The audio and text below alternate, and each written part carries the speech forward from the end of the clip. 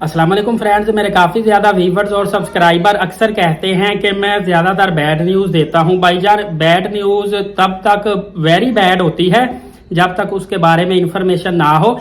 जब मालूमात आपको पहले से हो जाए तो वो फिर बैड न्यूज़ नहीं होती, मतलब कि वो इतना ज़्यादा आपको असरअंदाज नहीं करती जितना कि अचानक से करती है। इसलिए मेरा मकसद आपको सही इंफॉर्मेशन प्रोवाइड करना है। आगे डिसीजन लेना आपकी मर्जी होती है। कुछ लोग जो है वो नुकसान उठाने के बाद डिसीजन लेते हैं, उसका फायदा नहीं। कुछ दूसरों से सुन के सीख के दूसरों के एक्सपीरियंस से डिसीजन लेते हैं, उसका बेनिफिट होता है। तो फ्रेंड्स, यही वीडियो आज की मैं आपको बताता चलूं कि मुझे काफ़ी ज़्यादा ट्रैवल एजेंटों से पता चला है कि साकिब भाई, हमारे साथ इतनी बड़ी तादाद में मुहर्रम में उमरा पर जाने वाले ज़ायरीन टच में हैं। सैकड़ों के हिसाब से वो कह रहे हैं हमें पहले ही उन्होंने पासपोर्ट सेंड कर दिए हैं कि हमारा वीज़ा पहले, हमारा वीज़ा पहले, हमारा वीज़ा पहले। कह रहा हर बंदा, कईयों ने एडवांस में पेमेंट जमा करवा दी हैं और सब कह रहे हैं कि मुहर्रम में रश कम होता है, फौरी तौर पे हमारा वीज़ा लगवाना हम ताकि फ्लाई कर जाए।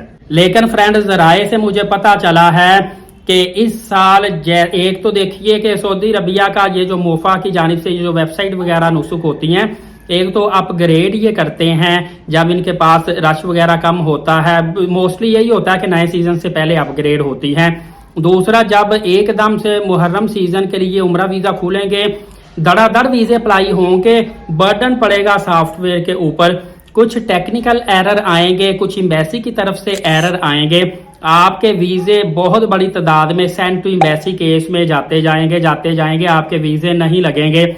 सुनने में आया है कि 100 में से 80 लोगों के वीज़े नहीं लगेंगे। अब मैं ये नहीं कह रहा कि आप उम्रा पे जा ही नहीं सकते, पूरी बात सुन लिया करें। मेरा बताने का मकसद है कि आपका वीज़ा नहीं लगेगा, सेंड टू एम्बेसी केस आ जाएगा, जिसका मतलब होगा कि ट्रैवल एजेंट आपको कहेगा भाईजान अपना फिजिकली पासपोर्ट मुझे दे, मैं पासपोर्ट आपका सऊदी एम्बेसी में सेंड करूंगा, वहां से वेरिफिकेशन होगी, उसके बाद 99.99% लोगों के वीज़े लग जाते हैं। लेकिन उस दौरान आपको कोरियर चार्जेस 5-7 हज़ार रुपए पड़ते हैं और बायोमेट्रिक्स करवानी पड़ती है। मोस्टली इतमाद ऑफिस से आपने पहले अपॉइंटमेंट लेनी होती है, एक दिन भी आपका ज़ाया होता है और इसके साथ जो इतमाद ऑफिस में जाने आने का एक्सपेंस वगैरह वो सेपरेट होता है, मतलब आपकी कुछ कॉस्ट आती है।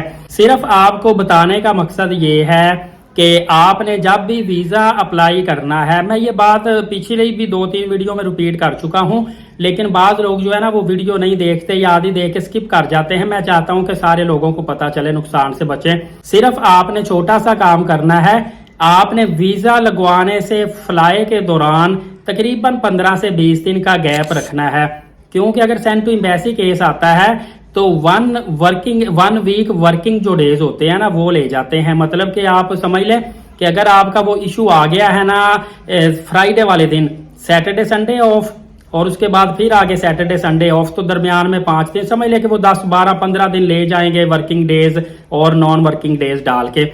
आपने गैप अच्छा खासा 20 दिन का मैं तो कहता हूं गैप रख ले, या पहले वीज़ा लगवा लें, उसके बाद सुकून से आप टिकट करवा लें। और फ्रेंड, जहां तक वैक्सीनेशन की बात है तो सिर्फ पोलियो सर्टिफिकेट आपको रिक्वायर होगा, 6 माह से ज्यादा पुराना नहीं होना चाहिए। बाकी बेशक फ्रेश हो, 28 दिन पुराना हो, महीना पुराना हो, 1 दिन पुराना हो, कंप्यूटराइज सर्टिफिकेट होना चाहिए। ये ना हो कि आप पोलियो वैक्सीनेशन वो आप पी लें और उसके बाद एयरपोर्ट पे जाएंगे मैंने वैक्सीनेशन पी हुई है, या कहीं से अनरजिस्टर्ड सा कोई पोलियो सर्टिफिकेट ले जाएंगे। देखिए जी, कंप्यूटराइज जो नादरा का कार्ड है वो आपने लेना है, और वैसे भी आप नादरा में अपना डाटा एंटर करेंगे, वहां से पता चल जाता है कि आपकी एंट्री पोलियो की हो चुकी है या नहीं हुई। ये तकरीबन पाकिस्तान के बड़े बड़े शहरों के हर बड़े हॉस्पिटल में फैसिलिटी अवेलेबल होती है। आप वहां किसी भी पोलियो वर्कर से मालूमात ले सकते हैं, वो आपको बता देगा कि आपके शहर में कहां से रजिस्टर्ड सर्टिफिकेट नादरा की तरफ से एंट्री होकर मिल रहा है और पोलियो पिलाया जा रहा है।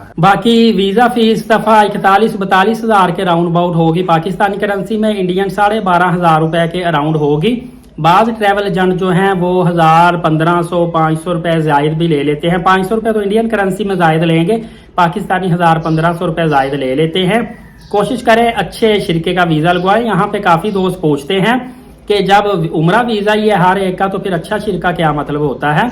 तो इसका मतलब ये होता है, अच्छा शिरके का मतलब होता है जिनकी गाड़ियां ज्यादा हो, सर्विस अच्छी हो, मक्का या मदीना पाक में एयरपोर्ट से बाहर आए, फौरी तौर पे वहां पे गाड़ी खड़ी हो, हमारा वीजा और शिरका दे के फौरी तौर पे हमें बस में बिठाए और होटल रूम तक छोड़ के आए। फिर हमें जब मक्का से मदीना पाक जाना है, गाड़ी ऑन टाइम आए, हमारे साथ वो राब्ता करें या वॉचर पे दिए हुए नंबर पे हम खुद राब्ता करें। इसी तरह आपको वापसी की भी सर्विस अच्छी मिले। ये होता है जिनके पास गाड़ियां ज्यादा होती हैं और जिनकी सर्विस अच्छी होती है। और कुछ ऐसे भी शिरके होते हैं जिनका आप वीजा लगवा के फुल ट्रांसपोर्ट भी पेमेंट कर देते हैं, और जब आप जद्दा एयरपोर्ट या मक्का से मदीना जाते पता चलता है जी इनकी तो अपनी गाड़ी ही कोई नहीं है, या वो किसी की गाड़ी हायर करते हैं, या आपको खुद प्राइवेट तौर पे पैसे दे के, ट्रांसपोर्ट लिए हुए के बावजूद आपको पैसे दे के खुद मक्का से मदीना, फिर मक्का से मदीना पाक से मक्का और फिर वापस एयरपोर्ट पे आना पड़ता है।